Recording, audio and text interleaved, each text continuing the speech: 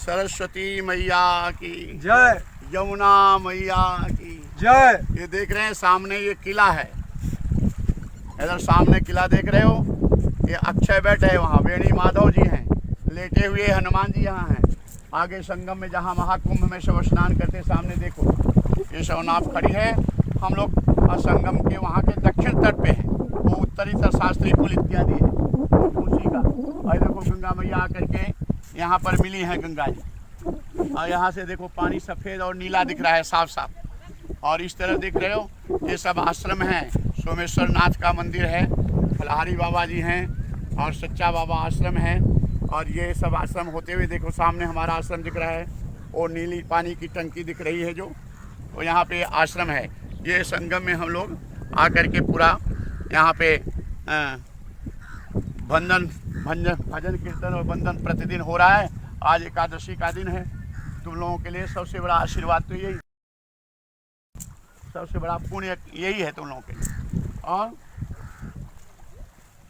यहाँ पर इसलिए बता रहे हैं कि यहाँ का वातावरण बहुत ही दिव्य है, और तुम लोग अपने घर में बैठे बैठे यहाँ के वातावरण का लाभ ले लो। ये देखो ये सब नाव हैं यहाँ, अब ये सब कोई भी केवट नहीं है, नाव चलाने वाले अपने अपने घर में हैं। संगम में यहाँ कोई नहीं, यहाँ मात्र खाली एक ही है दृश्य, तमाम नाव इस तरफ उस तरफ सब करिए देख लो, ये सब नाव में कोई सब खाली है यहाँ पे, और यहाँ कोई आने वाला नहीं है। और ये बालू यहाँ से दिव्य है, और इस दिव्य बालू में ये देखो बहुत सारी नाव इधर है, देख रहे हो ना, ये सब तमाम नाव खड़ी, कोई यहाँ नहीं है, खाली ये देखो यहाँ की बालू का रेता और ये दृश्य यहाँ का, ये सब अद्भुत है। यहाँ पर इसलिए बता रहे हैं कि तुम लोगों को सोचते होंगे गुरुजी लॉकडाउन में जाकर के कहाँ कथा कर रहे हैं, घर में क्यों नहीं रहते, आश्रम में क्यों नहीं रहते। यहाँ कोई है ही नहीं, ये आश्रम से भी बड़ा आश्रम है। और यहाँ पे गंगा जमुना सरस्वती माँ का संगम है। आज एकादशी का दिन है, और देखो ये पांडे जी यहाँ पे ये व्यवस्था बनाए हुए हैं, पूरा 15 दिवसीय पक्ष परायण कथा, मास परायण भी हो सकती है, लेकिन आज से शुरुआत हो रही है। प्रतिदिन 45 मिनट से 50 मिनट तक या 1 घंटे तक ये कथा होगी। शाम को 8 बजे लाइव होगी। प्रतिदिन 7:30 का बताया गया था, इसलिए समय परिवर्तन की, यहाँ से जाने में देर हो जाती।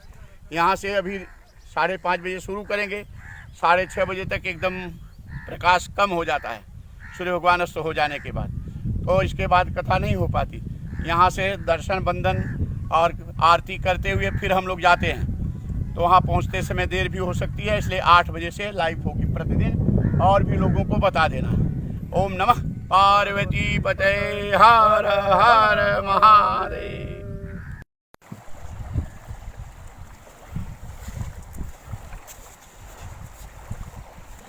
दूर रहो, तुम दूर रहो, दूर रहो, जाओ नज़दीक मत हो जाओ, उधर खड़े रहो, कम से कम 10 मीटर की दूरी।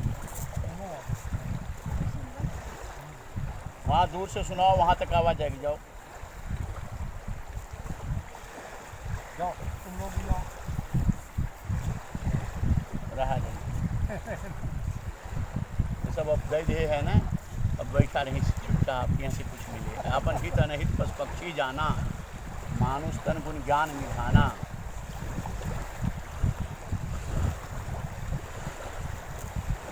बोल सच्चिदानंद घन भगवान की जय। शांताकारं भुजगशयनं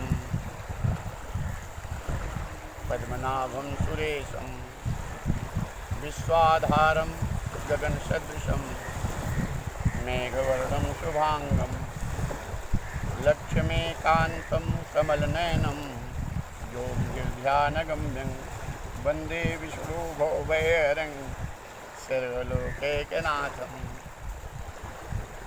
नीलाम्बुजश्यामलकोमलाङ्गं सीतासमारोहपितुवामभागं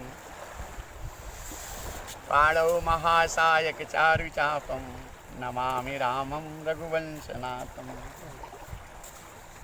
मनोजवं मारुततुल्यवेगं जितेन्द्रियं बुद्धिमतां वरिष्ठं वातात्मजं वानरयूथमुख्यं श्रीरामदूतं शरणं प्रपद्ये अतुलितबलधामं हेम शैलाभदेहम धनुजवन कृशानम ज्ञानिनामग्रगण्यम सकल गुण निधानम वानराणामधीशम रघुपति प्रिय भक्तम वात जातम नमामि। जा कुंदेन्दु तुषारहार धौला या शुभ्रवस्त्रावृता या वीणा वरदंड मंडित करा या श्वेत पद्मास्मना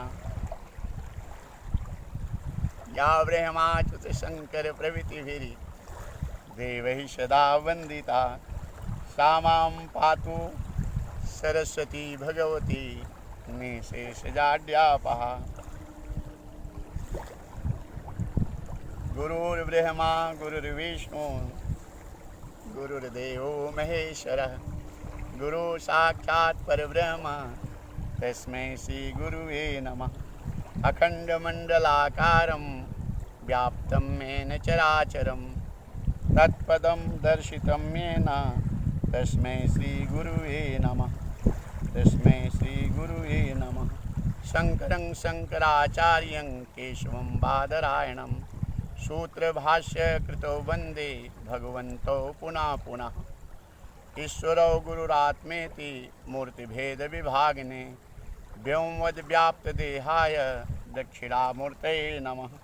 मंदारमूलं वदनाभिरामं बिंबाधरे पूरितवेणुनादं गो गोप गोपी जनमाध्यसंस्थं गोविंद दामोदर माधवेति।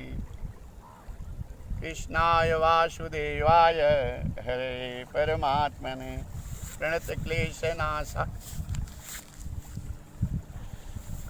नासाय गोविंदाय नमो नमः। नमो भगवते तुभ्यं वासुदेवाय धीमहि प्रद्युम्नाय अनिरुद्धाय नमः संकर्षणाय च सच्चिदानन्दरूपाय विश्वोत्पत्त्यादिहेतवे तापत्रय विनाशाय श्रीकृष्णाय वयं नमः। प्रेम से वृंदावन बिहारी लाल की जय। सियावर रामचंद्र भगवान की जय। पवन सुत हनुमान की जय। बोलो शंकर भगवान की जय। श्रीमद् भागवत महापुराण की जय। श्री सुखदेव जी महाराज की जय। व्यास भगवान की जय। सब संतन की जय। सब तीर्थन की जय हो। सब ग्रंथन की जय हो। सब विप्रन की जय हो। सब भक्तन की जय हो। अखिल कोटि ब्रह्मांड नायक सर्वात्मा परमात्मा सर्वाधार जगदाधार जगत बंदी आनंद निधि भगवान कृष्ण उन्हीं के रूप में विराजमान सभी श्रोतागण प्रेम से बोलो जय श्री कृष्ण। यहाँ पे सभी श्रोतागण जो अपने घर में बैठे सुन रहे हो सबके लिए मेरा आशीर्वाद।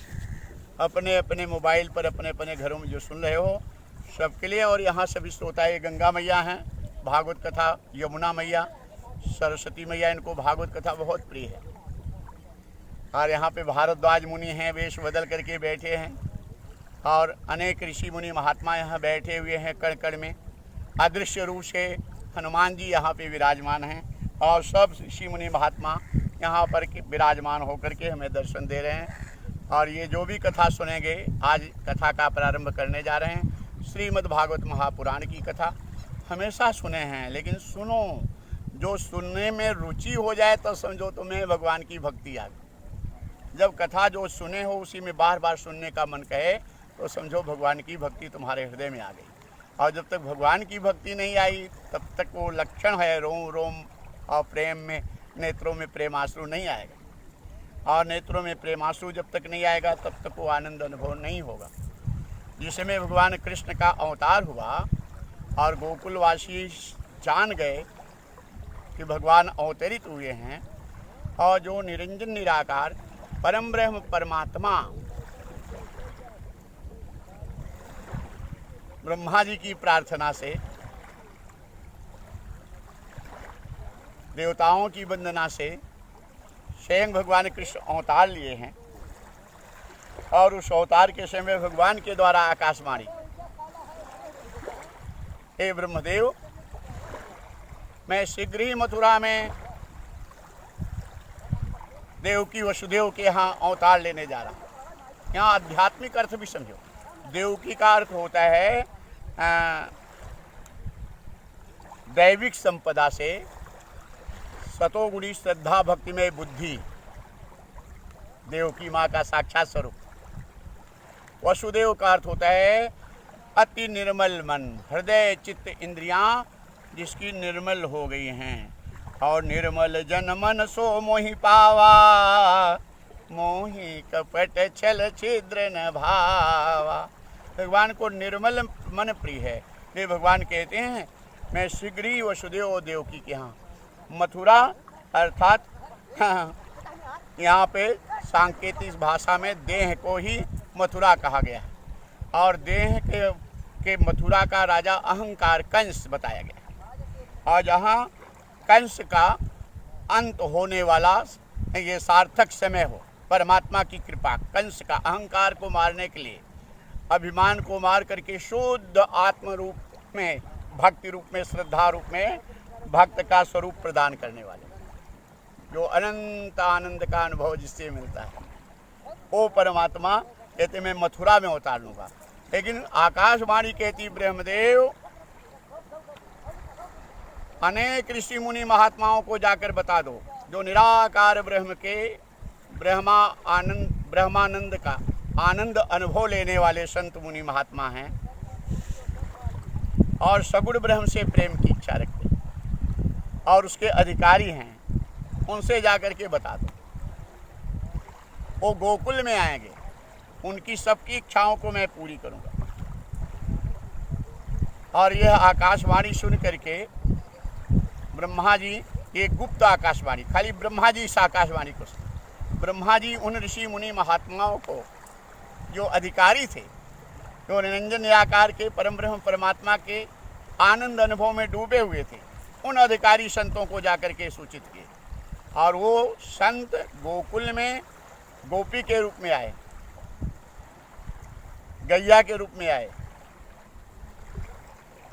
लताओं के रूप में आए, ग्वालों के रूप में आए, जिसकी जैसी इच्छा थी उस रूप में यहाँ पे गोकुल में। उन महाभागवतों की कथा श्रीमद् भागवत महापुराण, तो निर्गुण ब्रह्म का स्वरूप अर्थात ये संत ब्रह्म रूप ही हैं। ब्रह्मानंद को प्राप्त करने वाले ये सगुण रूप भगवान की लीला में, दिव्य लीला में यहाँ सम्मिलित होने के लिए आए। तो जिन्होंने सुना, ऐसे ऋषि मुनि महात्मा जब सुने कि भगवान कृष्ण का अवतार हो चुका है और भगवान कृष्ण गोकुल में नंद बाबा यशोदा के यहाँ वो नारायण आए हैं जो अचिंत्य हैं, चिंतन से परे, असोच्य हैं, अखंड हैं, अर्थात सर्वत्र हैं। त्वमादिदेव, अर्जुन कहते हैं भगवद गीता में, जिस परमात्मा भगवान के, त्वमादिदेव पुरुषः पुराणः त्वमस्य विश्वस्य परं निधानम्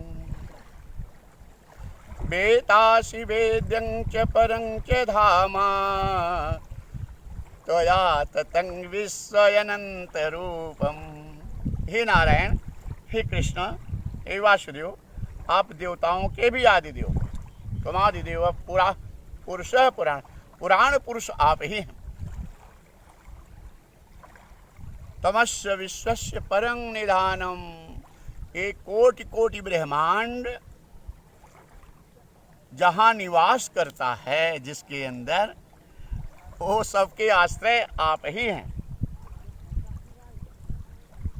वेतासि वेद्यं च परं च धाम, ये वेद पुराण शास्त्र जो जिनके द्वारा भगवान की लीला नाम कथा और ये ज्ञान वैराग भक्ति के साधन प्रकट हुए, कहते हैं इसके भी परम धाम हैं, ये भी आप ही हैं। वेतासि वेद्यं च परं च धाम त्वया ततं विश्व अनंत रूपम। आप अनंत रूप में, विराट रूप में, विश्व में, ये आप ही आप है। ये जो गोपियां हैं भगवान कृष्ण के अवतार की लीला जानती हैं और जान गई हैं कि नारायण वही नारायण अवतार लिए हैं। तो ये गोपी ऋषि मुनि महात्मा गोपी के रूप में दौड़ रहे हैं सगुण रूप का दर्शन करने के लिए, जो इन आँखों के विषय नहीं है। ओम जय जगदीश की आरती में गाते हैं ना कि तुम हो एक अगोचर सबके प्राणपति, तुम सबके मन बुद्धि वाणी से परे सबकी आत्मा, आप ही हैं। ये वो भगवान कृष्ण ये जान रहे हैं गोपियाँ, और ये गोपियाँ दौड़ी जा रही हैं। गोपियों की आंख कह रही है आज मैं नारायण का दर्शन करूंगी, मैं भाग्यशाली हूं। हाथ कह रहा है अरे गोपी तुमसे भाग्यशाली मैं हूं, तुम तो दूर से दर्शन करेगी, मैं तो प्रभु का चरण भी छू लूंगा। धीरे धीरे प्रणाम करते करते चरण भी छू लेते हैं भक्त लोग, मना करो नहीं नहीं प्रणाम करते धीरे धीरे, जब तक चरण ना छोड़ें, जब तक चरणों में पड़े ना, तब तक उनको आनंद ही नहीं आता, और उसका लाभ भी अति उत्तम है। मैं तो चरण भी, हाथ कहता है मैं तो चरण भी छू लूंगा, और तब पैर कहता है कि तुम लोगों को चलने का साधन तो मैं ही हूं, तुमसे भाग्यशाली मैं हूं, वहां तक मैं ही पहुंचाता हूं। तब कान कहता है आंख, हाथ, पांव, तुम लोग भाग्यशाली हो, लेकिन नारायण के सगुण अवतार का पहला शब्द मैंने ही सुना, तुमसे सबसे भाग्यशाली मैं हूं। तब हृदय बोलता है, हृदय कि हे आंख, हाथ, पैर, कान, तुम लोग भाग्यशाली हो, लेकिन जब तक मैं पिघलूंगा नहीं, तब तक पिघलूंगा नहीं, तब तक किसी को आनंद नहीं आएगा, चाहे जितनी कथा सुन। हृदय जब पिघलेगा, कथा सुनते सुनते उस भाव में तब पिघलेगा हृदय जब तुम उस रस में डूबोगे, और जब वो डूबोगे हृदय पिघलेगा, तो नेत्रों में प्रेमाश्रु भर जाएंगे। वो तुम्हारी आंखें कमल की समान लाल हो जाती हैं आंसू भरने में, और रोम रोम खड़े हो जाएंगे। कहते हैं जब तक मैं पिघलूंगा नहीं तब तक। ये भागवत की कथा हृदय को पिघलाने वाली, भगवान इस महाभागवतों का चरित्र और कथा श्रवण करके हृदय पिघल जाता है। और कहते हैं तुलसीदास जी लिखे हैं कि जाके हृदय भगति नहीं आनी, जीवत सौ समानते प्राण। जिसके हृदय में परमात्मा की भक्ति नहीं आई, वो जीते ही मुर्दे के समान। तुम लोग कैसे भाग्यशाली हो कि परमात्मा की ये नाम लीला और ये कथा श्रवण का अवसर मिला है। और आज एकादशी है, आज के दिन यह प्रारंभ हो रही है, और आने वाली अगली एकादशी तक तो संकल्प है ये कथा चलेगी। प्रतिदिन शाम को 8 बजे से पौने 9 बजे तक जितनी भी कथा रहेगी, प्रतिदिन श्रवण करना, जब भी समय मिले तब श्रवण करना। ये लाइव ही समय होगी। अगर कभी लाइव में आगे पीछे का संशय रहेगा तो एक दिन पहले बता दिया जाएगा, 2 दिन पहले बता दिया जाएगा, वो टाइम बता दिया जाएगा। प्रतिदिन नियम से सुनो। अब भगवान ने मौका भी दिया है तुम्हें, और ये अपने गुरु के मुख से, और संगम के तट पर देख रहे हो लहरें कैसे चल रही हैं, ये संगम की अपने गुरु के मुख से, और भगवान की भागवत कथा ये, वो भी हम नहीं कह रहे हैं, ये जो कथा हो रही है ये समझो भगवान ही बोल रहे हैं, नारायण ही हृदय में प्रकट होकर के तुमको सुना रहे हैं। इसलिए समझो भगवान के मुख से ही ये कथा का तुमको आनंद मिल रहा है, भगवान के दर्शन का ही आनंद मिल रहा है। कथा के द्वारा ये कथा भी भगवान का स्वरूप है। ये गोपियां आनंद में डूबी हैं। यह श्रीमद् भागवत महापुराण की कथा जो आप श्रवण करने जा रहे हैं, यह परम आनंददायी, परम सुखदायी, हर तरह की इच्छाओं को लोक परलोक दोनों संवारने वाली ये भागवत कथा है। इस कथा का के रचयिता वेदव्यास जी हैं, और ये वेदव्यास जी जब विचार देखे कि कलयुग आने वाला है, कलयुग में तमोगुण प्रधान युग होगा, इसमें झूठे लोगों की संख्या ज़्यादा होगी, कपटी लोग ज़्यादा होंगे। क्योंकि कलयुग का गुण है तमोगुण का, तमोगुण का ये प्रभाव है, झूठ, कपट, बेईमानी, हिंसा, निर्दयता और आलस्य और अमर्यादित काम भोगों में डूबे रहना, ये कलयुग की शक्ति है। ऐसे लोग ज्यादा होंगे, न चाहते हुए भी उस तरफ ऐसे पाप की तरफ एक कलयुग खींचेगा सबको जीव। तो ऐसे इस कलयुग में यह भागवत कथा का श्रवण जो लाभ तुम लोगों को मिल रहा है ये अनंत फल है। तो व्यास जी विचार करें कि कलयुग में सतयुग में मनुष्य की आयु 1,00,000 वर्ष की होती है, त्रेता में मनुष्य की आयु 10,000 वर्ष की होती है। इनके पास अनेक वेद शास्त्र पुराणों को श्रवण करके, आवाज वहां तक जा रही, थोड़ा और नजदीक कर दो, जिसको कान से कम सुनाई पड़ता होगा उसके लिए तो नजदीक रहेगी आवाज, खूब अच्छी जा रही। बोल सच्चिदानंद घन भगवान की जय। तुम लोग भी जय बोलो। बोल साचे दरबार की जय। प्रेम से बोलो जय श्री कृष्ण। और मस्ती में बोलो जय श्री और कृष्ण। मस्ती में जय श्री कृष्ण। द्वापर की आयु 1,000 वर्ष होती है मनुष्य की। सतयुग में मनुष्य 1,00,000 वर्ष जीता है, जिए जितना, लेकिन 1,00,000 वर्ष की आयु मनुष्य की निर्धारित की गई है। त्रेता में 10,000 वर्ष की आयु निर्धारित की गई है काल चक्र के द्वारा, और द्वापर में 1,000 वर्ष की आयु, और कलयुग में 100 वर्ष। और 100 वर्ष में देख रहे हो 100 वर्ष पूरा होना बड़ा कठिन है। आज बच्चे माँ के गर्भ में से ही बीमार हो रहे हैं, माँ के गर्भ में ही बहुएं आ रही हैं, बीमार हैं। पहले ही बहू बीमार आ रही है, पहले ही, बाद में बीमार नहीं हो रही है, बीमार आ रही है। कितनी बहू तुम लोगों की अच्छी हैं, सब तुम्हारी बहुएं सब ठीक है। बहुएं अपने, सबसे ज्यादा बीमारी तो मानसिक बीमारी है बहुओं की, वो भोगों में हाई फाई मौज मस्ती में डूबने वाली, और सत्कर्म और धर्म के रास्ते पे उनको रुकना बड़ा कठिन हो रहा है। और ज्यादातर ये कलयुग का गुण है, ऐसी बहुएं आएंगी। हमारे जो शिष्यगण है, तुम भक्त लोग, तुम्हारी बहुएं सब अच्छी हैं, भगवान करे अच्छी हो जाएं। जो न अच्छी हो उनकी भी बुद्धि अच्छी हो जाए। तो ऐसे इसमें तरह तरह के और रोगी हो जाएंगे तमाम लोग, नशा में और दुर्व्यसनों में पढ़ करके कलयुग के प्रभाव से रोगी। 100 साल आयु पूरा करना बड़ा कठिन हो जाएगा। कमर पकड़ लेता है, घुटना पकड़ लेता है, क्या बताएं। 25-25, 30-30 साल के बच्चों का हार्ट अटैक आ रहा है, 20-25 साल के कितने बच्चों को शुगर हो जा रहा है, तरह तरह के रोग से ग्रसित है। कलयुग में ऐसे है। अभी तो एक कलयुग का प्रथम चरण चल रहा है। हम लोग भाग्यशाली हैं कि ऐसे चरण में भगवान का भजन कीर्तन का की तरफ हमारा मन आकर्षित हो रहा है, नहीं तो भोगों की तरफ आकर्षित होता है। और मन भगवान की तरफ आकर्षित हो, ये बड़ी कृपा प्रभु की है। तो कलयुग में ऐसी स्थिति आएगी, 100 साल में आत्म कल्याण का साधन, वो भी तमोगुण प्रधान युग में, जो कि कलयुग तुम्हारे मन बुद्धि विचारों को काम क्रोध की तरफ खींचेगा, प्रभावित करेगा। जैसे गर्मी में आप रहते हो, चाहे जितना करो, पसीना होना निश्चित है गर्मी के महीने में, बच नहीं सकते।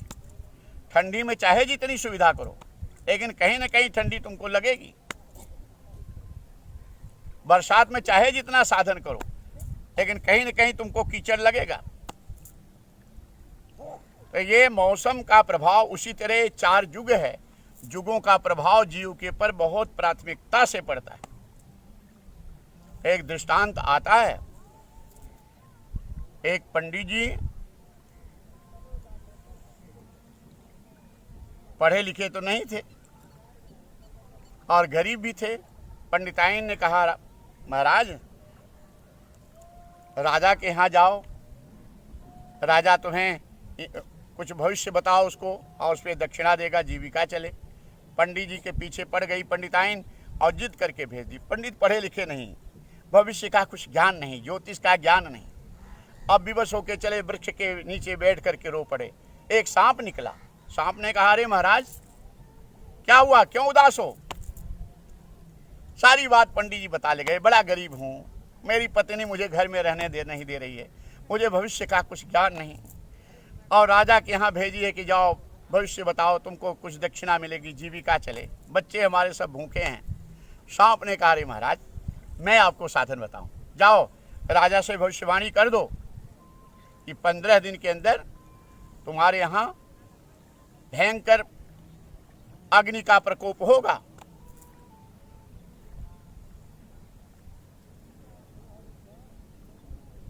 बचने का प्रयास कर लो।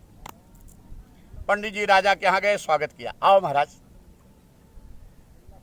मैं भविष्यवाणी करने आया हूं, बताओ 15 दिन के अंदर राजन तुम्हारे राज्य में भयंकर बाढ़ का प्रकोप होगा, अपने बचने की व्यवस्था कर लो। खूब सावधानी से सुनना। राजा ने पंडित जी को रोक लिया कि महाराज आपको दक्षिणा दूंगा, लेकिन 15 दिन तक हम आपकी भविष्यवाणी सच होगी तब। पंडित जी रुक गए। ठीक 15वें दिन भयंकर बाढ़ का प्रकोप आया। राजा की बहुत सारी संपत्ति नुकसान होने से बच गई। बड़ा प्रसन्न हुआ और 51,000 रुपया पंडित जी को दक्षिणा दिया और कहा, महाराज और कुछ आदेश। पंडित जी कहे कि मजदूर और फावड़ा और 50 ड्रम पानी, 50 ड्रम पानी, मजदूर, फावड़ा राजा ने दिया। और पंडित जी गए, जो सांप बिल से निकल करके पंडित जी को भविष्यवाणी बताया था, चारों तरफ मेड़ा बना करके पानी भर करके दबा दिए उसमें, कि अगर ये कहीं पता चल जाए कि सांप की बताई भविष्यवाणी है तब तो राजा हमें फांसी पे चढ़ा देगा, सांप को मार डालूं। सांप ने देखो भविष्य बताया, सांप को मारने का प्रयास। कलयुग का प्रभाव है, युग से बच नहीं सकता। सावधानी सुनो दृष्टांत। जैसा समय युग है, ऐसे समय में ये भगवान का भजन कीर्तन बड़ा ही दुर्लभ है। मन इतना लालच देता है संसार का सुख की मन उधर से हटने को तैयार नहीं। पंडित जी गए, वो पैसा खर्च हो गया। फिर पंडिताइन ने कहा कोई भविष्यवाणी करो। वृक्ष के नीचे आकर के रो पड़े और कई सारी बात बताए और क्षमा मांगे। सांप निकला, मरा नहीं था। सांप ने कहा, महाराज जाओ इस बार भविष्यवाणी कर दो कि 15 दिन के अंदर भयंकर अग्नि का प्रकोप होगा और उससे बचने का प्रयास कर लो। और राजा इनको रोक करके 15 दिन में तैयारी रखा। एक बार भविष्यवाणी सच दी और राजा ने इस भविष्यवाणी को 15 दिन भयंकर अग्नि का प्रकोप हुआ।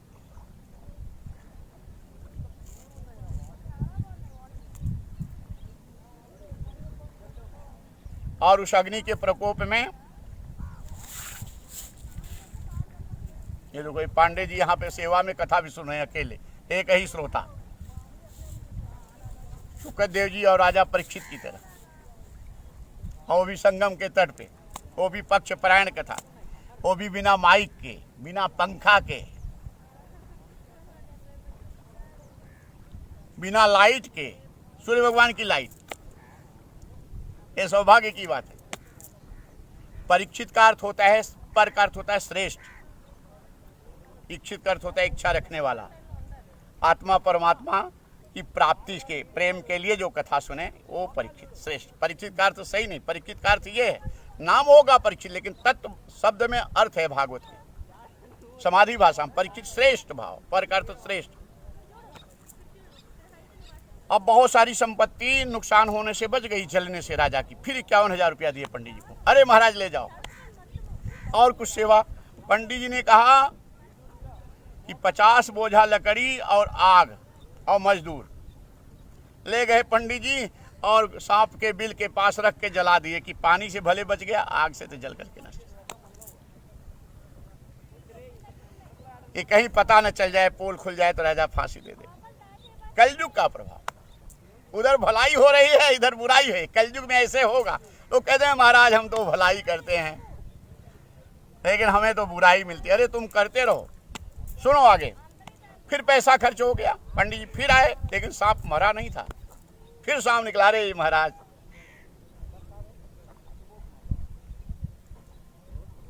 पंडित जी बहुत रोए, पछताए, क्षमा मांगे सांप से कि 2 बार आपको मारने का प्रयास किया, आप मेरी मदद कर रहे हो।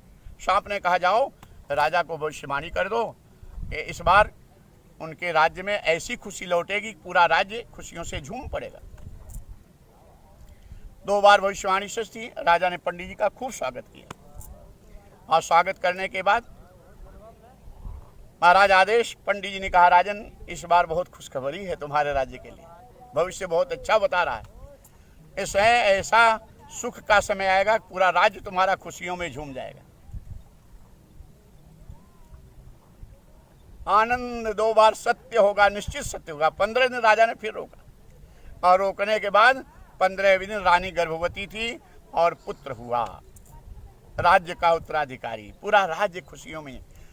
राजा ने कहा 51,000 रुपया दिए फिर दक्षिणा, और महाराज कहें 51 पूजा की थाली और मिठाई फल की थाली और पंडित जी, और सांप के बिल के पास ले गए पंडित जी और प्रार्थना करके रो पड़े, महाराज जो भी जैसे जिस रूप में हो मेरी पूजा स्वीकार कर। आपने हमारे ऊपर कृपा की और मैं आपको कष्ट देना चाहता। सच्चाई तुम करते रहो, कभी न कभी जीव बदलता है, हर व्यक्ति बदलता है। तुम्हारी सच्चाई को उसको स्वीकार करना पड़ता है। सांप निकला, अरे महाराज आपकी कोई गलती नहीं है। पूरे राज्य में, जिस राज्य में मैं हूं, बाढ़ का प्रकोप आया तो मेरे पास भी पानी आया, बिल में पानी आया, मैं कैसे बच सकता? पूरे राज्य में अग्नि का प्रकोप आया तो मेरे पास भी अग्नि आई, मैं कैसे? और पूरा राज्य जब खुशियां मना रहा है तो हमारे पास भी पूजा की सामग्री आई। तो प्रभाव युग का पड़ेगा, जिस भी युग में हो, जैसे भी हो। इसका था कलयुग का प्रभाव पड़ने से बच नहीं सकता निश्चित, चाहे पंडित हो, ब्राह्मण ही, योगी, संत, साधारण की तो बात ही छोड़, प्रभाव पड़ेगा। लेकिन जो तुम जैसे प्रेमी भगवान का नाम कथा कीर्तन जो श्रवण कर रहे हो, ये कथा ही भगवान का रूप है। इस समय ये शरीर से हट करके आत्मा परमात्मा में हम लोग डूबे हुए हैं। परमात्मा के चरणों में निवास करने का अमृत बेला है। सदगुरु के मुखारविंद से जिस समय भागवत कथा या सत्संग सुनने को मिले, अमृत बेला है। ब्रह्म मुहूर्त में 4 से 5 की ये अमृत बेला है, जिस समय पाठ पारायण करते समय आपका मन भगवान के रस में डूबे, प्रेम के आंसू आ जाए, अमृत बेला है। संत सदगुरु के पास इतना समय सेवा में आपका समय बीते, वो अमृत बेला है। ये 4 अमृत बेला बनाई गई, और तुम लोग बहुत सारे ऐसे शिष्य हैं कि चारों की प्राप्ति है। तुम लोग धन्य हो और तुम्हारा पुण्य धन्य है। प्रभु की कृपा तुम्हारे ऊपर ही है जो इसका लाभ तुम ले रहे हो। तो ऐसे में व्यास जी विचार करते हैं कि कलयुग आने वाला है। कलयुग में जीव के बहुत 100 साल की आयु होगी, और 100 साल में जीव कल्याण का साधन खोज पाना बड़ा कठिन है। और शूद्र और स्त्री और मलेच्छ को, इनको वेद पढ़ने का अधिकार नहीं है। कारण पूछा गया कि कारण क्या है?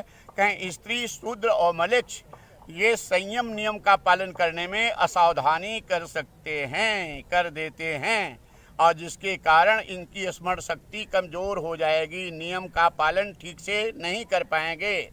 वेद विधि में त्रुटि होने से इनको दोष लगेगा, परिणाम उल्टा होगा, इसलिए इनको रोक दिया गया। तो पक्षपात नहीं। इन व्यास जी कैसे दयालु, इनके ऊपर भी विचार करते हैं कि मलेच्छ, स्त्री और शूद्र के लिए भी श्रीमद् भागवत महापुराण की रचना करते हैं। ये भागवत क्या है? वेद नहीं, निगम कल्प तरोरुगलितम फलम सुख मुखाद मृत द्रव संयुतम पिबति भागवतम रसमालयम मुहुर्हो रसिकावुई भावुका। ये वेद नहीं, ये वेद रूपी कल्प वृक्ष का अमृत रस है। जैसे आम का वृक्ष है तो आम के पत्ती में भी रस है, डाली में भी रस है, टहनी में भी रस है, लेकिन वो रस उतना मजा नहीं आता। आम का महत्व आम के फल से है। आम का महत्व, आम के वृक्ष का महत्व आम के फल से। आम के वृक्ष में जब आम का मधुर मधुर फल लगता है तो उसके फल से लोग उससे प्रसन्न, उसकी कीमत करते हैं। ले कथा का महत्व भगवान से प्रेम, कथा श्रवण का महत्व भगवान से प्रेम, और ये मानव जीवन का महत्व भगवान से प्रेम। देह धरे कर यह फल भाई। मानव तन का फल क्या है? कहें भजिए राम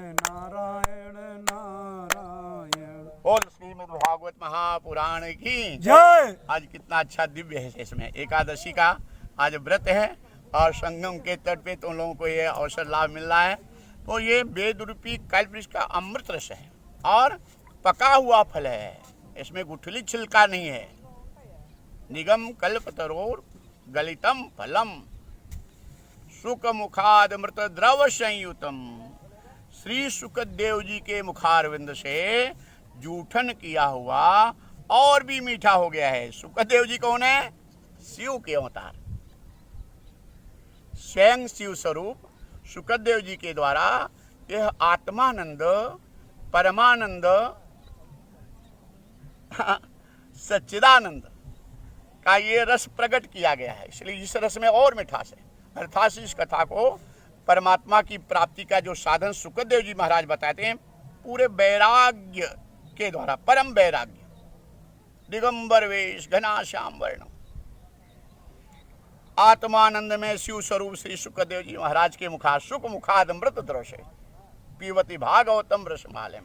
अर्थात इसमें गुटली छिलका नहीं, भोग की जो फंसाने वाली बातें हैं वो नहीं हैं, उससे बचने का साधन है। जिन भोगों के द्वारा, जिन पत्नी के द्वारा, जिन पति पुत्र के द्वारा ये इतने मीठे नाते हैं कि कहना उपदेश देना आसान है, इससे निकलना बड़ा कठिन है।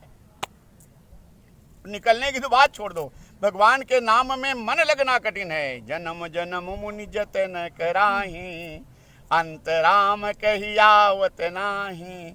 इनसे निकलना बड़ा कठिन है और इन भोगों से निकाल करके यह अमृत रस, शुद्ध आत्म प्रेम, परमात्मा प्रेम की, जिसके लिए मानव तन आपको परमात्मा ने दिया, यह मानव तन आत्मदर्शन के लिए साधन धाम मोक्ष कर द्वारा पाई न जो परलोक सिधारा। ये भगवान राम जिस समय अयोध्या में आते हैं, राज्याभिषेक होता है, राज तिलक होता है, एक बार रघुनाथ बुलाए, सुर नर पुरवासी सब आए। सुर नर मुनि द्विज सज्जन, बोले बचन भगत भव भंजन। एक बार भगवान राम अपने अयोध्या में संत समागम किए, उसमें मैं देवता ऋषि मुनि महात्मा ब्राह्मण वृंद सबको बुलाए, नगर वासियों को बुलाए और भगत भव भंजन अर्थात भव अर्थात असार संसार का नाश करके भगवान के चरणों में दिव्य प्रेम भक्ति की ज्योति जगाने वाली वाणी है। भगवान राम कहते हैं कि सुनहु सकल पुरजन मम बानी, कहो न कछु ममता उरयानी। अरे कोई मोह ममता की बात, निष्पक्ष वेद पुराण शास्त्रों की बात मैं बता रहा, इसमें कोई स्वार्थ नहीं, परमार्थ की बातें बता रहे हैं। सकल सुनो सकल पुरजन मम वाणी, जितने भी है ठीक से सुनो। कहो न कछु ममता उरयानी, नहीं अनीति नहीं कछु प्रभुताई, सोई तुम करहु जो तुम्हें सुहाई।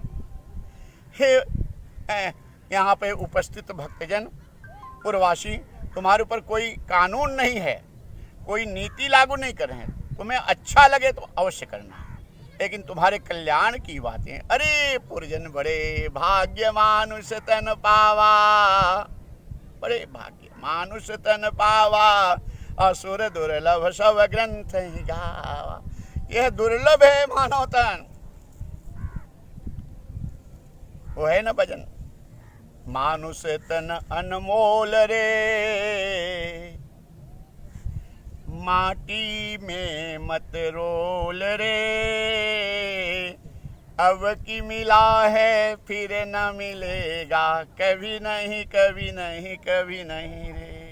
अरे ये दिव्य महत्व, ये अति दिव्य मानव तन को पा करके इसको भूल गए हो कि कितना दिव्य साधन, ये मोक्ष का साधन है, आत्मानंद का साधन है, परमानंद का साधन है। इसे भोगों में व्यर्थ इसका समय मत बिताओ।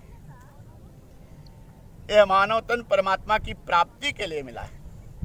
यह परमात्मा की प्राप्ति के लिए जो मानव तन मिला, भगवान राम कहते हैं कि इसको पा करके अगर इसका सफल सदुपयोग नहीं किया फिर वो पछताएगा। सोई परत्र दुख पावई, सिर धुनि धुनि पछिताई, काल ही कर्म ही ईश्वर ही मिथ्या दोष लगा। झूठ बोला, कपट बिला, बेईमानी किया, बेईमानी का मुकदमा लड़ा, 420 किया, तिकड़मबाजी किया, सब कुछ कपट किया, शकुनी और दुर्योधन का देख रहे हो कैसा, सब कुछ किया, क्या क्या नहीं किया। फिर अंत में पछताना है। आज धृतराष्ट्र परेशान है, अधर्म का समर्थन करके धृतराष्ट्र परेशान है। आज सब कुछ किया लेकिन सब परेशान है। अंत न लोक बना न परलोक बना, सब बिगड़ने जा रहा है और निंदा के पात्र बने हुए हैं ये जीवन में। इसलिए ये कथा आपको शुद्ध विचार, शुद्ध आचरण और शुद्ध कर्म करने के लिए, शास्त्र सम्मत कर्म करने के लिए शक्ति और प्रेरणा देती है ये कथा। ये मानव तन पा करके भोग नहीं, ये भागवत कथा योग की तरफ ले जाती है। भोग में नासमान सुख और दुख का दलदल जन्मों जन्मों से है, जन्मों जन्मों से। लेकिन ये शरीर इतना प्रिय लगता है और शरीर के रिश्ते नाते इतने प्रिय लगते हैं कि इससे निकल पाना बड़ा कठिन है। इसलिए कहते हैं ये वेद रूपी कल्प वृक्ष का अमृत रस है। ये अमृत रस पियोगे तो अमर हो जाओगे। पीना कैसे? पीने का अर्थ समझो। माँ पार्वती भगवान शंकर से 8 प्रश्न करती हैं रामचरितमानस में, और शंकर भगवान 7 प्रश्न का उत्तर देते हैं माँ पार्वती को, और इसके 8वें प्रश्न का उत्तर नहीं देते। 8वां प्रश्न है, प्रजा सहित रघुवंश मन किम गौने निज धाम। हे प्रभु, हाँ, प्रजा के सहित भगवान धाम किस प्रकार से गए, इसका उत्तर नहीं दिए। 7 प्रश्नों का उत्तर देने के बाद भगवान शंकर माँ पार्वती से कि हे उमा,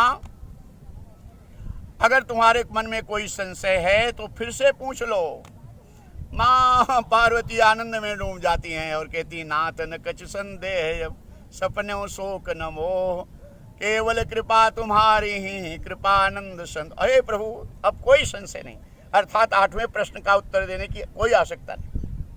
माँ कहती, सब संशय मिट गया है, लेकिन अमृत रस के ऊपर ये निगम कल्प तरोर गलितम फलम सुख मुखाद मृत द्रव संयुतम पीवति भागवतम रसमालय। भक्ति और आनंद का आलयम अर्थात गृह जो है, स्थान है, जहां से ये सब सुरक्षित रहता है, ऐसी भागवत कथा। कहते हैं ये अमृत रस है, तो इसको कितना सुनो, कैसे पियो। कहे, नाथ तवानन शशि स्रवत, नाथ तवानन शशि स्रवत, कथा सुधा रघुबीर, श्रवण पुटन मन पान करी नहीं अघात, मति धीर। हे प्रभु, आपके मुखारविंद से भगवान की ये अमृतमयी कथा हर जो श्रवित हो रही है, बह रही है, और आपके इसको पिला रहे हैं। हमारे दोनों कान अंजुली बना के पी रहे, तृप्त नहीं है। अर्थात ये भगवान की है रसमालयम। मूर हो रसिका, हे रसिक जन। रसिक किसको कहते हैं? भक्ति के रसिक, भजन के रसिक, तीर्थ यात्रा संत सदगुरु के रसिक। ये रसमय है आत्मा, परमात्मा महारसमय है। और ब्रह्म रस महारसमय, जहाँ आनंद ही आनंद है।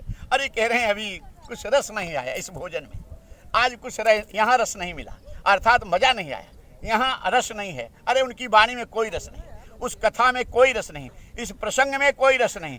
ये रस है। रस अर्थात जहाँ आनंद अनुभव उमंग बनती रहे, अपने हृदय आनंद में जितनी मस्ती चाहो उतनी बनती रहे। ये रस, ऐसी भागवत, ये दिव्य रसमालय। मुहूर हो रसिका, भूय भाव का। हे भक्तजन, हे रसिकजन, इस श्रीमद् भागवत महापुराण को, इस कथा को खूब तृप्त भाव से इसको पियो और श्रवण करो। और आज की वाणी को यहीं विराम देते हैं, क्योंकि अब यहाँ धीरे धीरे सूर्य भगवान अस्त हो रहे हैं और अभी अंधेरा हो जाएगा।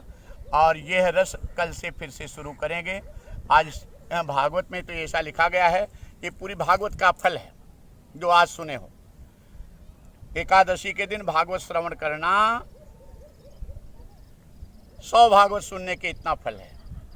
हम इस कलयुग में, तुम लोग ध्यान में सिद्धि नहीं प्राप्त सकते, तपस्या सिद्ध नहीं हो सकती, योग सिद्ध नहीं हो सकता, ज्ञान के मार्ग पर सिद्धि नहीं पा सकते, क्योंकि जब तक इंद्रियां नहीं बस में होंगी जब तक हृदय मन बुद्धि चित्त वश में नहीं होगा, न तो तपस्या सिद्ध होगी, न ध्यान, न योग।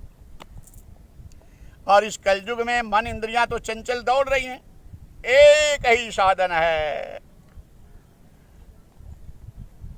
यह भागवत रसमालयम। श्री सुखदेव जी महाराज के श्री सुखद्रवमृत संयुतम पिबत भागवतम रसमालयम मोरो रसिका।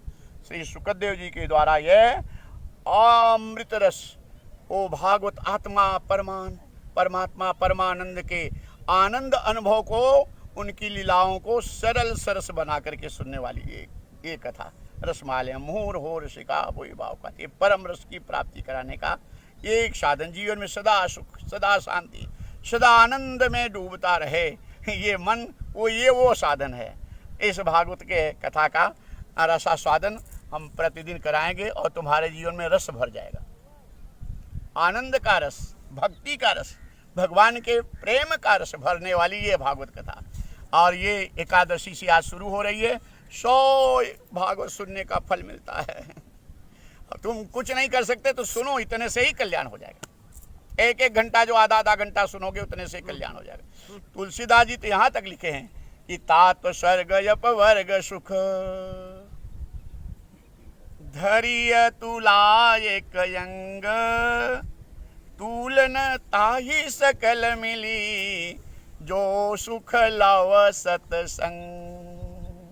अरे ये तो पौना घंटे का है, लव मात्र का सत्संग, आत्मानंद परमानंद के रस में डूबना, ये सबसे बड़ी बाकी की बात। लव मात्र भी, थोड़ा समय भी परमात्मा के रस में डूब जाए मने तो पौना घंटा तक तुम लोग इसको श्रवण करे हो। और प्रयास करेंगे कि और 10-5 मिनट जितना समय प्रकाश रहे उतना करेंगे। आज यहीं को वाणी को विराम और कीर्तन कर लेते हैं, इसके बाद आरती। राम नाम जप ले नहीं तो पछताएगा, राम नाम जप ले नहीं तो पछताएगा, कृष्ण नाम जप ले नहीं तो पछताएगा, कृष्ण नाम जप ले नहीं तो पछताएगा, शिव नाम जप ले नहीं तो पछताएगा, शिव नाम जप ले नहीं तो पछताएगा, राम नाम जप ले नहीं तो पछताएगा, राम नाम जप ले नहीं तो पछताएगा, कृष्ण नाम जप ले नहीं तो पछताएगा, कृष्ण नाम जप ले नहीं तो पछताएगा, शिव नाम जप ले नहीं तो पछताएगा, शिव नाम जप ले नहीं तो पछताएगा, माटी का खिलौना माटी में मिल जाएगा, माटी का खिलौना माटी में मिल जाएगा, माटी का खिलौना माटी में मिल जाएगा, माटी का खिलौना माटी में मिल जाएगा, सुंदर रूप देख कर भूला, सुंदर रूप देख कर भूला, धन यौवन के मद में झूला, धन यौवन के मद में झूला, एक दिन ये हंसा अकेला उड़ जाएगा, एक दिन ये हंसा अकेला उड़ कितना जाएगा। पाउडर काजल तेल श्रृंगार कितना इस शरीर के लिए साधन है, और उसी में आयु बीती जा रही है। जो सच्चा सुख आत्मरस है, परमात्मा रस अंदर है, और सत्संग और सदगुरु के द्वारा मिलता है, उसको पियो। ये जो है शरीर का भी श्रृंगार करो, खूब मस्ती में रहो, जो भी है सब, लेकिन ये जान करके कि ये आसार है, ये अंत में साथ कुछ देने वाला नहीं है। जब तक जितना उतना कर लो और अपना मन आत्मा परमात्मा में लगाए रहो, नहीं ये सब छूटेगा, वो साथ नहीं देगा और ये साथ देगा। भजन सत्संग कीर्तन ये साथ देगा, ये तुम्हारे साथ में जाएगा। हीरा जवाहर की माला तुम्हारी, हीरा हीरा जवाहर की माला तुम्हारी, मखमल के गद्दे और रेशम की साड़ी, मखमल के गद्दे और रेशम की साड़ी, हैट सूट बूट सब यहीं पे छूट जाएगा, हैट सूट बूट सब यहीं पे छूट जाएगा, हैट सूट बूट सब यहीं पे छूट जाएगा, हैट सूट बूट सब यहीं पे छूट जाएगा, माटी का खिलौना माटी में मिल जाएगा, माटी का खिलौना माटी में मिल जाएगा। ये श्रृंगार, ये नाते, ये रिश्ते, ये भोग सामग्री, गाड़ी बंगले सब छूट जाएंगे, लेकिन ये साथ में जाएगा। जो कथा सुन रहे हो एकादशी का के दिन, जो व्रत रखे हो, जो नहीं रख पा रहे हो किसी कारण से, तो भगवान की कथा सुन लिए, अनंत फल। भगवान का भजन कीर्तन, वो भी संत सदगुरु की कृपा से, इसमें कोटि कोटि आशीर्वाद है। ये शिवदत्त पांडे जी को, जो कि यहाँ साधन बना करके सारी सुविधा, आश्रम और व्यवस्था बना करके, सबसे बड़ी श्रद्धा है। कहते हैं अरबों खरबों रुपया यज्ञ खर्च कर दो दान तीर्थ में, अगर श्रद्धा नहीं है तो भगवान कहते हैं मुझे कुछ भी प्रिय नहीं है। और श्रद्धा से एक जल भी चढ़ा दो, एक फूल भी चढ़ा दो, वो मैं अति प्रिय, मुझे प्रसन्न करने का सबसे साधन। इसमें जो इनकी श्रद्धा है आत्मा के प्रति, परमात्मा के प्रति, यही कारण है कि यहाँ कोई ना होते हुए एक के लिए भी मैं कथा में यहाँ आनंद ले रहा हूँ। इनकी श्रद्धा को देख रहा हूँ कि ये बनावटी श्रद्धा नहीं, स्वयं सिद्ध श्रद्धा है, और पहले ये जन्मों का पुण्य है। इस पुण्य में आज उदय हुआ जो सबके काम में आ रहा है, और हमारा अपना भी सत्संग का लाभ ले रहे हैं। अंदर जगत में भगवान का दर्शन कर रहे हैं हम, यहाँ अंतर जगत में ये जो वाणी निकल रही सब परमात्मा के चरणों से सनी हुई वाणी, वहाँ से सब रस मिला हुआ रस मिल रहा है, तुम्हारा परम कल्याण। तो यहाँ पे इस समय ये चल रहा है वैश्विक महामारी, विशेष करके ध्यान देना है। ये कोरोना जो संकट है, इस समय पूरे दुनिया के ऊपर, हमारा भारत देश आध्यात्मिक जगत से जुड़ा हुआ है, आध्यात्मिक भूमि है, यहाँ उतनी हानि नहीं होगी, यहाँ पे भगवान रक्षा कर लेंगे अपने देश की। लेकिन फिर भी हमारे जो कहते हैं कि भगवान गीता में कहते हैं मनुष्यों में राजा मैं हूँ। इस समय हमारा राज्य गद्दी जो है प्रधानमंत्री जी की, माननीय नरेंद्र मोदी जी के द्वारा और सरकार के द्वारा, भारत सरकार, ये भारत सरकार मतलब किसी सब सरकारें जो भी हैं, जितने भी पक्ष हैं, सब भारत सरकार में हैं। ये भारत सरकार के द्वारा जो बातें हैं, जो आपके कल्याण के लिए बताई जा रही हैं, इनकी बात मानो। इसके बाद फिर भगवान कृपा करेंगे, ये भजन काम आएगा, सत्संग काम आएगा। पहले जो नियम है उसका पालन करो। भगवान ने जो तुम्हें बुद्धि दिया है, हाथ दिया है, पाँव दिया है, विचार, इसका सदुपयोग करो। इसके बाद भगवान को पुकारो, भगवान आएंगे दौड़ करके। तो पूरा जितना डिस्टेंस बताया गया है, 1 मीटर बताया, 2-2 मीटर दूरी पर रहो। यहाँ पे देखो, यहाँ हम 2-3 जन लोग सोचते हैं गुरु जी की कथा चल रही है, भागवत कर रहे हैं इस लॉकडाउन में। ये तो प्रभु की कृपा है, तुम लोगों का पुण्य है कि यहाँ संगम में कोई है नहीं, और कोई ना होकर के भारद्वाज मुनि के आश्रम सामने, ये देखो किला है सामने, अक्षय वट सामने है, ये संगम जहाँ कुंभ में डुबकी लगाते हैं ये सामने है, और इस तरफ देखो सच्चा बाबा आश्रम, फलहारी बाबा आश्रम, सोमेश्वर नाथ अपना आश्रम सामने है। मतलब ये अद्भुत स्थान है। बहुत लोगों का मन ललचता होगा कि मैं भी जाऊं, वहीं से दर्शन करो। रोज दर्शन करा रहा हूं, और वहीं से अपने अपने घरों में कथा सुनो। पूरा नियम का पालन करो। ये मत सोचना कि हमारे तो एरिया में नहीं है, हमें कोई चिंता नहीं। वहाँ अरे कहाँ था, अपने देश में नहीं था। एक ही 2 केस आया ना केरल में, और इटली से जो आने वाले नागरिक पूरे देश में फैल गया। हमारे एक ही चीन से निकला ना, पूरे विश्व में फैल गया। ये मत सोचना कि हमारे एरिया में नहीं है, असावधानी नहीं रहना, एकदम पूर्ण सावधानी के साथ नियम का पालन करना, बच्चों को ध्यान रखना, अपने यहाँ आने जाने वाले मजदूरों को ध्यान रखना, सब दूरी बना करके रखना। और तुम भी और दूरी खड़ी रह करो, वहाँ दूर से खड़े होकर, इतना ज़्यादा नज़दीक नहीं, आवाज़ जा रही है और दूर हो जाओ, दूर से सब करो। जो भी है एकदम दूरी, जरा सा इसमें संकोच मत करो कोई भी। और सबके प्रति हमारी ये शुभकामना है, किसी हमारे शिष्य भक्तों का कोई अनहित नहीं होगा, सबका कल्याण होगा, सब सुखी रहोगे। तो इसका पालन करना आवश्यक है। हीरा जवाहर की माला तुम्हारी, हीरा जवाहर की बोलो। माला तुम्हारी, मखमल के गद्दे और रेशम की साड़ी, मखमल बोलो। के गद्दे और रेशम की साड़ी, हैट सूट बूट सब यहीं पे छूट जाएगा। हैट सूट बूट सब यहीं पे छूट जाएगा। लेकिन भगवान का भजन कथा तुम्हारे साथ में जाएगा। ये सनातन है, ये युगों युगों तक तुम्हारा जीव का कल्याण करेगा जो ये कथा सुने हो। हैट सूट बूट सब यहीं पे छूट जाएगा। हैट सूट बूट सब यहीं पे छूट जाएगा। माटी का खिलौना माटी में मिले जाएगा। माटी का खिलौना माटी में मिल जाएगा। अब ये शरीर देखो परिवर्तन हो जा रहा है। क्या था उमंग, क्या था जोश, अब बाहें हमेशा उठी रहती थी, आनंद, अब देखो यहाँ सटाई रहती है, इतना हाथ खुलता है, थका रहता है, कैसे या टेक लगा के बैठे रहें। और शरीर धीरे धीरे दिन रवि रजनी सायं प्रातः शिशिर वसंत पुनरायात काला क्रीडत गच्छ। अब ये जा रही है समाधि की तरफ, धीरे धीरे अपने पड़ाव की तरफ जा रही है। शरीर का पड़ाव होगा अपने पड़ाव पे, लेकिन आत्मा का पड़ाव जन्मों जन्मों से पहले जन्मों की पूरी की पूंजी अभी अर्जित करते हो। हम सदा शुद्ध निर्मल तन की तरफ चलेंगे, परमात्मा की तरफ। हमारा शरीर रूप नहीं, हमारा रूप आत्मा है। और कल की कथा में हम तुम लोगों को इसी विषय पे चर्चा करेंगे। आत्मा, जीवात्मा, जीवात्मा आत्मा का भेद क्या है, और परमात्मा का स्वरूप क्या है, और माया का स्वरूप क्या है, और किस किस साधनों से इन कठिन कठिन माया के जालों को काट कर तुम अपने स्वरूप को पा जाओ।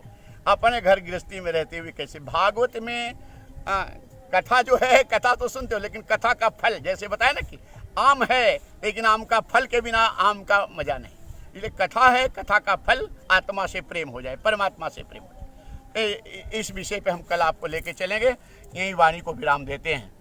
माटी का खिलौना माटी में मिले जाएगा। माटी का खिलौना माटी में मिल जाएगा। राम नाम जप ले नहीं तो पछताएगा। राम नाम जप ले नहीं तो पछताएगा। कृष्ण नाम जप ले नहीं तो पछताएगा। कृष्ण नाम जप ले नहीं तो पछताएगा। शिव नाम जप ले नहीं तो पछताएगा। शिव नाम जप ले नहीं तो पछताएगा। बोल सच्चिदानंद घन भगवान की जय। सत्य सनातन धर्म की जय। श्रीमद् भागवत महापुराण की जय। और अब आरती के लिए सब खड़े हो जाओ। हम भी आरती संगम में प्रवेश और थोड़ा गहरे जल में जा करके थोड़ा सा खड़े होकर के करेंगे, क्योंकि अंधेरा न हो जाए। और आरती के बाद सब जो भी इस कथा को श्रवण कर रहे हो, अपने अपने ग्रुप के आगे परिचित लोगों को शेयर करते जाओ, इस सबको सुनाते जाएं। अपने घरों में है, किसका कल्याण होगा, सबका कल्याण। जितना ज़्यादा से लोग तुमसे संपर्क में हैं, अपने अपने फेसबुक पे या व्हाट्सएप पे इसका शेयर करते जाना है।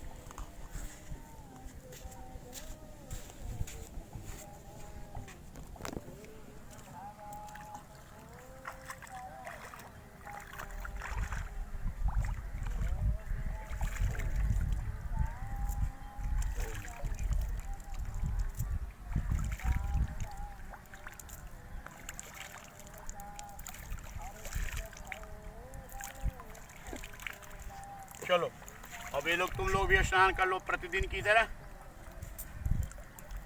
और आगे आ जाओ। ये संगम का जल वो भी गुरुजी के हाथ से, क्या पूछना है, तुम लोग भी ये स्नान कर लो। सब कोई आज एकादशी के दिन भागवत कथा का प्रारंभ और स्नान। आइए आरती के लिए तैयार हो जाओ। ओम जय जगदीश हरे, स्वामी जय रघुनाथ हरे। भक्त जनों के संकट दास जनों के अवगुण क्षण में दूर करे। ओम जय जगदीश हरे। जो जावे फल पावे दुख बिन से मन का। स्वामी दुख बिन से मन का। सुख संपत्ति घर घर आवे श्याम सुंदर घर आवे। कष्ट मिटे तन का। ओम जय जगदीश हरे। मातु पिता तुम मेरे, शरण गहूँ मैं किसकी। स्वामी शरण गहूँ मैं किसकी। तुम विनय और न दूजा, प्रभु विनय और न दूजा। आश करूँ मैं जिसकी। ओम जय जगदीश हरे। तुम पूर्ण परमात्मा, तुम अंतर्यामी। यामी स्वामी तुम अंतर यामी। पार ब्रह्म परमेश्वर, ईश्वर पार ब्रह्म पुरुषोत्तम, तुम सबके स्वामी। ओम जय जगदीश हरे। तुम करुणा के सागर, तुम पालन करता। स्वामी तुम रक्षा करता। मैं मूर्ख खल कामी, मैं सेवक तुम स्वामी। कृपा करो भरता। ओम जय जगदीश हरे। तुम हो एक अगोचर, सबके प्राणपति। स्वामी सबके प्राणपति। किस विधि मिलूं दया मैं, किस विधि मिलूं कृपा मैं। तुमको मैं कुमति। ओम जय जगदीश हरे।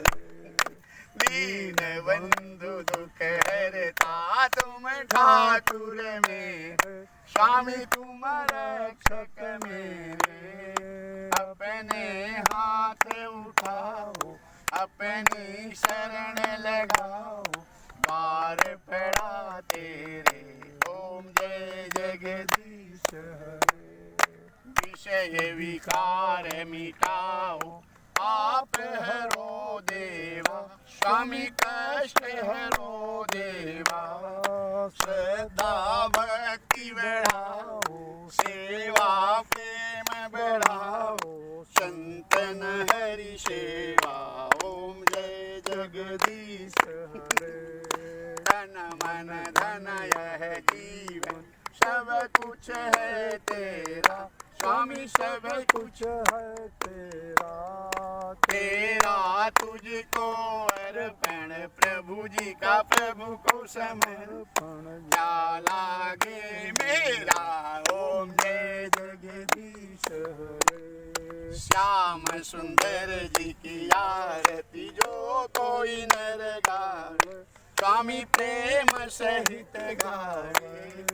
कहत शिवानंद स्वामी, भजत हरि हर स्वामी। मनवांछित फल पावे। ओम जय जगदीश हरे। ओम जय जगदीश हरे। स्वामी जय रघुनाथ, हरे। स्वामी जय भोलेनाथ। हरे। स्वामी जय सुंदर श्याम हरे। भक्त जनों के संकट, दास जनों के अवगुण, क्षण में दूर करे। ओम जय जगदीश हरे। बार बार वर मागऊं, हर्ष देहु श्रीरंग। पद सरोजयन पायनी, भक्ति सदा सतसंग। सियावर रामचंद्र की जय। पवन सुत हनुमान की जय। ओम नमः पार्वती पते हर हर महादेव।